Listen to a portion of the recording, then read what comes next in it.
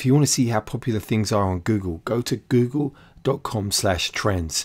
So I want to do a little bit of an experiment here and compare the popularity of different genres. All right, so what I'm going to do, I'm going to type in here house music, and we're going to take a look, and it's going to plot a graph of popularity.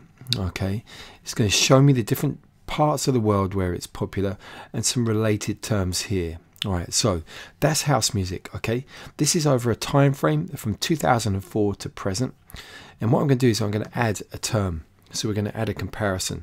So over here I'm going to put in here deep house, so we can compare the popularity of the search term deep house against house music.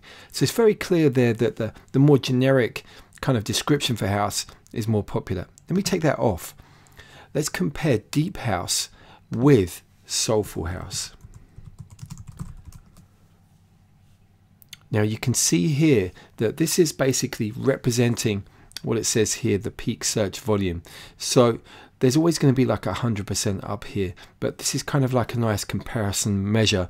We don't get the actual values here in terms of the numbers of people searching. It just allows you to compare the relative popularity of a search term. You know, in this case I'm looking actually at different styles of house music. So it's quite clear that soulful house is not a searched for term on the web.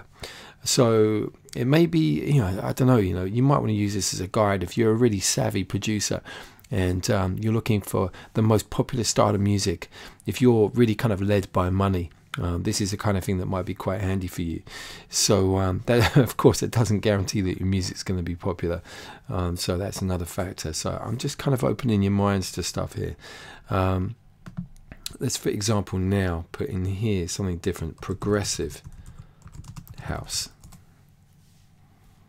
Now this is interesting. You can see that progressive house is more popular than soulful house, but not as popular as deep house. We all know deep house has become a big popular term in recent times. Let's take off the soulful and let's have a think about another style, maybe like electro house.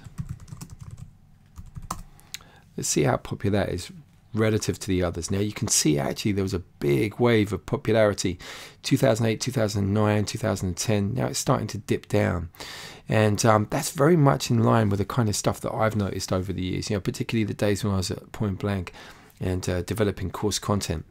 So electro house, I tell you what, let's throw in something else. Let's go for trance. Let's see what's happening.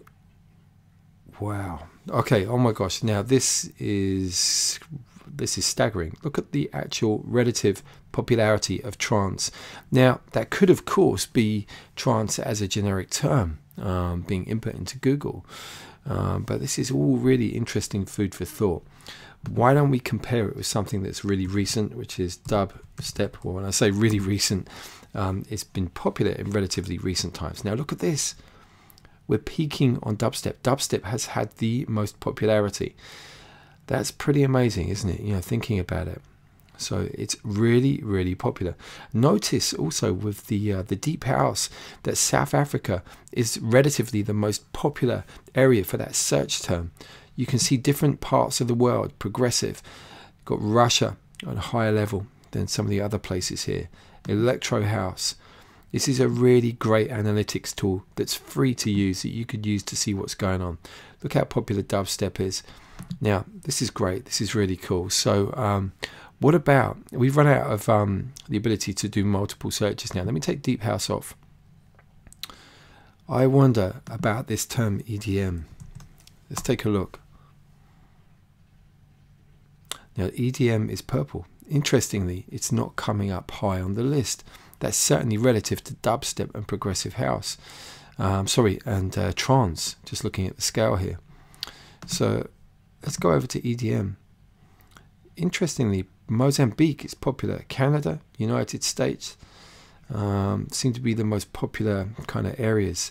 So I just wanted to open your minds to this stuff. You know, if you were, as I said, a real business-minded music producer, and you know, you're not driven by the kind of underground vibes, you want to make some money, you want to analyze the successful genres around the world, a tool like this could be really handy for you. And if you're the kind of person who's got some really diverse skills, you can pretty much copy any style. You might want to use this as a guide. All right, so just a little pointer here, because my day job, I'm involved in the world of music industry analytics, and I just wanted to pass on a little bit of knowledge here that may help some of you guys out there.